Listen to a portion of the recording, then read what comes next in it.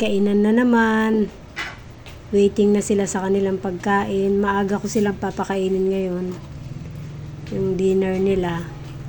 Para maaga naman kaming matapos at makatulog. Kakamayin ko na po yan. Di naman nila alam eh.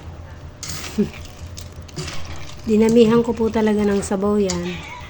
Para kahit pa paano iwas UTI sila. Makikita niyo po dyan yung 3 binata ko na puro sugat at may mga bangas kasi lagi silang nag-aaway.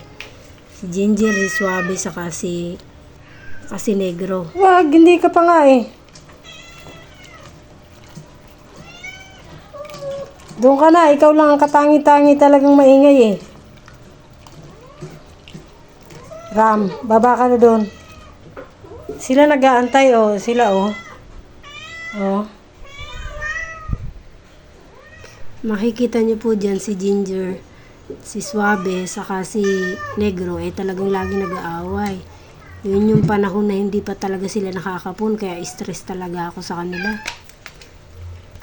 Pinag-aagawan nila si Mojito kasi noon hindi pala higit si Mojito kaya talagang puspusan ng panliligaw nila kay Mojito.